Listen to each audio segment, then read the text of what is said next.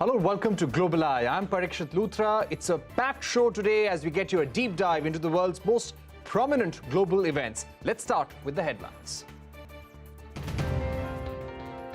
Vladimir Putin says that he has no intention of using a nuclear weapon in Ukraine, says the war is part of Russia's wider struggle against Western domination. Also praises Prime Minister Modi's independent foreign policy and says both nations share special ties.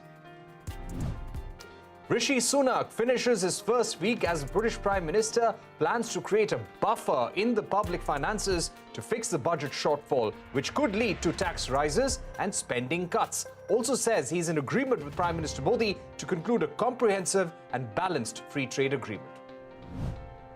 Brazilians head to polls this Sunday. Incumbent far-right President Jair Bolsonaro is locked in a tight contest with former leftist President Luiz Inácio Lula da Silva. The European Union strikes a deal with its 27 member countries to ban new cars with combustion engines by 2035. Cars currently account for 15% of all CO2 emissions in the EU. Pakistan Prime Minister Shahbaz Sharif is set to meet Chinese President Xi Jinping on his two-day visit to China. The agenda is likely to include strategic cooperation, partnership, and exchange views on global developments. Sharif is among the first foreign leaders to visit China after Xi Jinping secured a third term. Myanmar's military warns that any pressure from its Southeast Asian neighbors to put a time frame on a peace plan would create negative implications. This comes in reaction to a meeting of foreign ministers from the Association of Southeast Asian Nations member countries in Jakarta to discuss easing the intensifying crisis.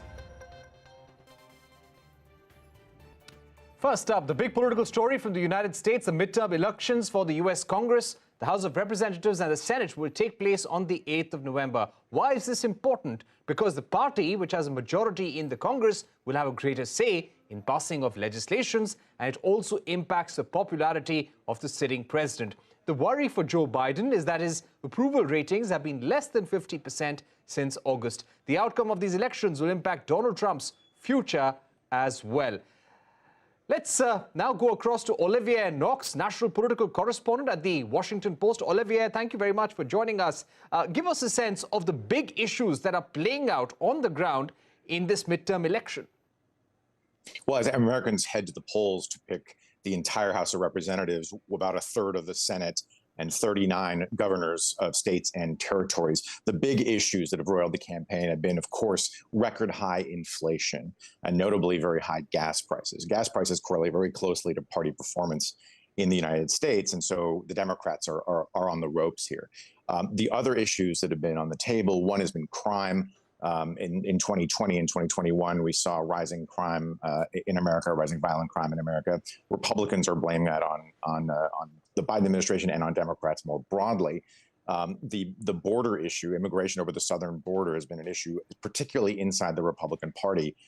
You'll remember that Donald Trump's big slogan was to build a wall on the southern border. And then in late spring, early summer, the Supreme Court kind of lobbed a grenade into the political landscape with a decision that rolled back Roe versus Wade. That's a basically 40-year-old decision that guaranteed women in America access to abortion. But they rolled that back. A number of states now have made it illegal, and Democrats think they can harness anger among women nationwide to maybe limit the damage of the midterms. Right. Also, how many Donald Trump-backed candidates in this election? And if they do well, what does that mean for Donald Trump? Well, if he does well, particularly at the House level, it'll mean that he'll have enormous influence over the legislative process. Now, the assumption right now, the basic conventional wisdom is that the Republicans will retake the House. Control of the Senate is something of a coin flip. But if, in fact, the Republicans do retake the House, and if, in fact, the Donald Trump, the most loyal Donald Trump supporters are carried to office, then obviously he will wield enormous influence over that chamber. And what that means is, any legislation to do with government finances has to start in the House. And so that's one important point. But the other important point is that the House would then be able to do what Republicans have said they want to do for the last year and a half or so, which is investigate the Biden administration, investigate Hunter Biden, the president's son, look into the withdrawal from Afghanistan, a number of other issues as well. So it's not just legislation. It would also be the use of congressional investigative power to harass the Biden administration. Right. Do you also feel that it would give a chance to Donald Trump to maybe run for president once again? Well, Donald Trump has been teasing a run for president in 2024, essentially since leaving office. It's the subtext to most of his copious fundraising emails out to his supporters.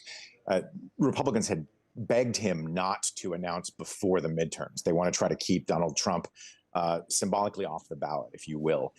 Republican leadership worrying that if Donald Trump announces before the midterms, then Democrats would be able to say, aha, Donald Trump is effectively on the ballot and get turnout. Notably among independents who helped Joe Biden capture the presidency last time around. So we're going to be watching very closely, not just in the run-up to these midterms, but afterwards. Look to see if a lot of Trump supporters win. He will no doubt come out and take credit for their victories. And then, of course, it would increase the likelihood that he would run in 2024. All right, Olivia Knox, we've run out of time, but thank you very much for summing up this important midterm election on the 8th of November in the United States. Moving on from United States to United Kingdom now. Earlier this week, Rishi Sunak, an Indian origin MP from the Conservative Party, created history in Britain after he was appointed as the new Prime Minister. While this is a major boost to his political career, he's taking over at a time when Britain is grappling with spiraling prices and falling GDP. He has promised to fix these issues in his initial address at Downing Street and later in the Parliament. CNBC-TV18 Sanjay Suri wraps up how the first week played out for Rishi Sunak. Rishi Sunak has quite energized the whole country. He's coming across as confident, aggressive. We saw him dig into Labour at Prime Minister's questions, that most visible of markers. The Conservative Party had been floundering all over the place. He, unlike his two immediate predecessors, has no undoings to be embarrassed about, and he is gathering the party together. I will unite our country, not with words, but with action. I will work day in and day out to deliver for you.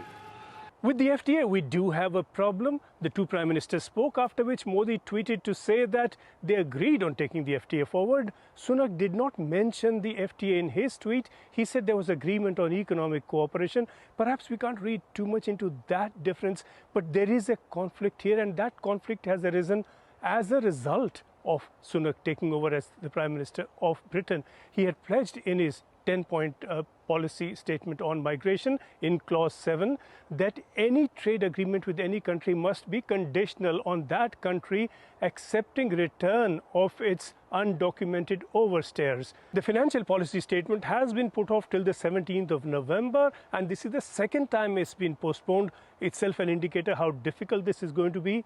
This really is going to be the tough nut to crack. So far, Rishi Sunak has been in campaigning mode. We've had very little from him on what he specifically would do. I will place economic stability and confidence at the heart of this government's agenda. This will mean difficult decisions to come. And India would be looking for an early conclusion of the trade deal with the UK, but it's not going to be an easy negotiation, and negotiations are definitely not over. Let's get you the important news coming in from India. A high-level meeting of the UN Counterterrorism Committee took place in Mumbai. The delegates first gathered at the 2611 Memorial to pay homage to victims of the 2008 Mumbai attacks. The meeting is focusing on the use of new payment mechanisms in terror financing and use of AI and drones in carrying out terror attacks. I caught up with David Scaria, Chief of Branch, Counterterrorism Executive Directorate of the UN Security Council. I began by asking him if the UN Counterterrorism Committee had failed in bringing the perpetrators of 2611 to book. I wouldn't look at it as a failure or anything of this kind. I think what we've seen today was a very emotional ceremony, and it allowed all of us to reconnect with victims and to express our deep sympathy to what they're going through. I see this meeting in the same place where the attack occurred actually as a huge win, as a strong message that we are continuing with what we are doing. We are resolved to continue countering terrorism, and we are continuing with our way of life, including hosting meetings. So symbolically, I see the hosting of the meeting in this place as a huge win. Right. The message that came from all member states in the meeting was also very important. Several member states have emphasized the commitment of all member states to bring terrorists to justice. This is something that our office is deeply committed to. And wherever we go, whenever we go, in India or anywhere else, we repeat the same message: bring terrorists to justice, because this is what is the moral and the legal duty of every member state. Right, and this meeting would lead to a framework when it comes to fighting terror financing and also use of technology, and striking a balance between the benefits of technology and technology for the use of terrorism. Shifting focus to Brazil now, where the widely talked about election for the final round of polling on the 30th of October. 156 million voters will decide the fate of two candidates with starkly different rhetoric. Why is this important for democratic values and climate change? Madiha Mujawar and Radhika Udas give a quick snapshot of why this election is significant.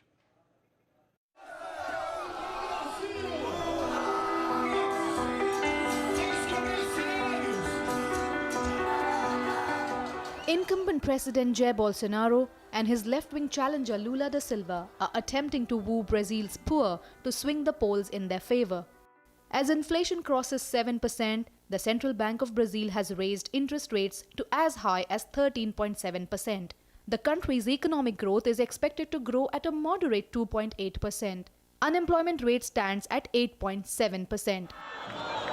While Lula has been promising to eradicate poverty, Bolsonaro government is providing temporary cash handouts to ease the pressure. Former army captain Bolsonaro won the 2018 presidential elections with his anti-corruption campaign that had brought down his rival Lula, who had ruled the country from 2003 to 2010 and enjoyed a 90% approval rating. Bolsonaro's campaign is a continuation of his conservative pro-business agenda.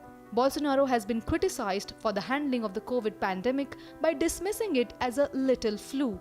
He drew heavy criticism for allowing deforestation for the land exploitation in the Amazon rainforest, posing a climate threat to the world. On the other hand, Lula wants to put the state back at the heart of economic policy making and government spending, promising a new tax regime that will allow for higher public spending. Lula also promises to work to reduce carbon emissions and deforestation in the Amazon, which has increased by 75%. Lula won the first round of elections, securing 48.4% votes versus 43.2% for Bolsonaro. The country has seen widespread violence and clashes between supporters of the two candidates. With the race looking tight, Bolsonaro seems to have taken a cue from former U.S. President Donald Trump. He has already made unsubstantiated allegations of electoral fraud. This has sparked fears among many that the results could plunge the country into chaos. We're heading into a short break, but coming up, Russian President Vladimir Putin rules out use of nuclear weapons in the Ukraine war. A special discussion with former Indian ambassador to Russia, Ajay Malhotra, when we're back.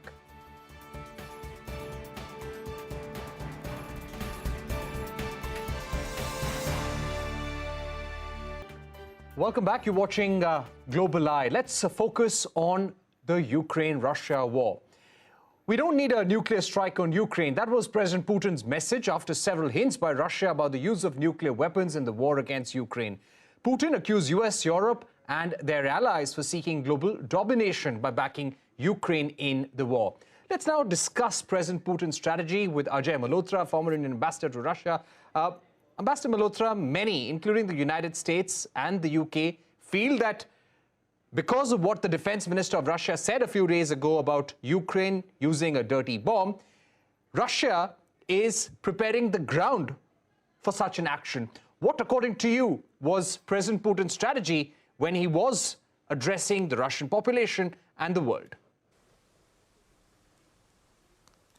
Well, I don't think that would be a correct assessment of the reasons behind President Putin asking his defense minister Shoigu to inform several identified countries about the possibility of Ukraine using a dirty bomb. I think they must have picked up some intelligence information, which surely they would have shared. It's not merely a phone call, a call that would have been made. Now, it would be followed up, no doubt, with providing information as to what were the grounds on which their intelligence has picked up information as to the likelihood of a dirty bomb being made or used in Ukraine or as a false flag operation or whatever. I think faced then with the blowback that came because there was a slight misrepresentation saying that the Russians are threatening a nuclear attack of some kind in case that happens. President Putin then has clarified at the Valdai conference that he has no intention of using nuclear weapons against Ukraine, which is the right thing to do. All right. So you had President Putin downplaying the nuclear threat, saying that they have no intention of doing so. But in terms of negotiations going forward, we are going to see Russia-Ukraine negotiations again over the next few weeks. How is Russia going to approach these negotiations? And are we going to see an intensification of the war effort, the drone attacks? Well, at the moment, there's very little talk about negotiations. In fact, neither the Ukrainians want to come to the table, nor do the Americans want to encourage them to come to the table. I think that would only change after the U.S. congressional elections take place, which are due on the 8th of November. You have 35 Senate seats and 435 House of Congress seats that come up for elections. And after that, perhaps there may be a reconsideration. But right now, nobody's talking about negotiations, and therefore that is some distance away. But the basis for the negotiations and what can be worked out from it, I think, is rather clear. If you look at Russia and if you look at Ukraine, both of them are saying, look, my security, I feel threatened. The arguments might be different, but both say, I need some reassurances on security. Ukraine says, I want to join NATO or some umbrella over my head. The Russians are saying, you're too close. And I cannot have, with the missiles and nuclear weapons being deployed so quickly, I cannot have nuclear weapons coming into Ukraine or elsewhere in the ex-CIS, in the CIS neighborhood. So there is a basis for discussion, no doubt. And it has to be on the security architecture, which should then, take into account the concerns of both Russia and Ukraine. That's what needs to be worked out, and that's where the negotiation lies. But at the moment, nobody's talking of negotiation. Right. I think for some more time, at least for another 10, 15 days, that's not going to change. Right. And what also did you feel about President Putin's speech, his reference to Saudi Arabia, praising Saudi Arabia, backing China's stand over Taiwan, calling Narendra Modi a patriot? So how do you see all these comments that were made by Putin there? Well, some of them were in response to questions, but yes, he is playing all the cards that he should be. With Saudi Arabia, as you know, they have reached agreement on the quantum of oil that would be available in the international market. With China, there is a close friendship that is still in position. And with India, we have a long-standing partnership and friendship in place. So it is but natural that he would make references to these, especially before an international audience, and where there are people from these countries present amongst them, and where media would be putting forward questions on these sort of issues. So nothing surprising in my view. Right. I think it is an opportunity. He has always taken this opportunity of these long 3 to 4 hour sessions with at Valdai or with the Russian media to present his views on a number of issues. And this is one opportunity for him to clarify issues in which he feels that enough clarity was not there, and to put forward, and convey noises of friendship and goodwill where he thinks it would work in his interest. And that would be the logical thing for him to do, frankly. Right. Right. This has been asked again and again, Ambassador Malhotra, as to what is the trajectory of this war. How much support does President Putin have from his own people? How much of the military wherewithal do they have to continue with this war momentum for the next year or so? Well, if you see, there are several wars that are taking place at the same time. You have a social media war, which the West and the Americans have won hands down. It's a no contest out there. They've kept the Russian, state media out of it, etc. So you get only one side of, of the views that should be out there. You have the internal projections that is there, and in Russia. And up there, I think Putin has very comfortably maintained his control. At one stage, in fact, throughout this period, the support that he has had has been hovering around 80%. It used to be less before. At one stage, it was about at 55, 56%. And this is as per the Levada polls, the Levada Center polls. And even after they announced partial mobilization, the numbers came down only 5 or 6%. And in fact, every time he has such a media event where he projects himself for 3-4 hours, the past pattern has been that his support as per the independent polling organizations, to the extent that they are independent in Russia, and Levada is counted as independent, the support he gets goes up by a good 5 to 6%. But by any criteria, a support base of 75 to 80% is a very solid support base, which I think any world leader would aspire for. And that Putin very much has in position. There are other wars going on out there. Right. The financial and economic war, with the West trying to put sanctions which have not really succeeded. They have boomeranged to a large extent on Europe in particular. And if you see, the ruble has strengthened is now at 61 to a dollar. The price of Brent crude is still remains high at present, still 96 to a dollar. So if you look at all those things, the Russian economy at one stage they said will decline by 20% this year. Now they're talking of maybe 4% decline, and perhaps not even that much. So I don't think that war that war has probably not gone in the direction that the West had hoped for. And if you see the others, you have also a cybersecurity war. You have private American companies involved in supporting U.S. intelligence efforts out there, Microsoft, for example. You have Starlink and Elon Musk and all that they have been doing by providing support through their microsatellites. So that also is one warfare that is taking place. Again, up here, the Russians have not moved against U.S. private sector. Which shows that, when they talk of it is what they call a special military operation. It is a limited sort of war that they're doing. They haven't really used their full force. Right. They haven't really used much of the equipment. As I see it, what they have been doing is trying to whack and destroy as much of the West equipment as they can, and staying ready in case a NATO attack does ever eventually take place. The Russians cannot ignore that, and they're ready for that. I think they've had 8 years to prepare for this, and they've made mistakes, yes. I think a major one was when their international, exchange reserves and gold reserves, 300 billion plus, were seized by the West. I don't think they had planned on that, but they have quickly recovered it as a result of the higher oil price. Within the month itself, they got that amount back. So yeah.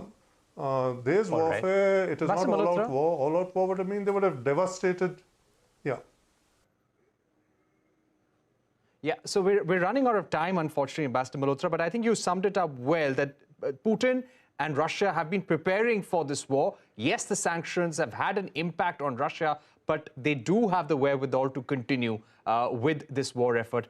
Thank you very much for summing up the situation in Ukraine and Russia for our viewers. With that, it's a wrap on this edition of Global Eye. Thank you for watching. Goodbye.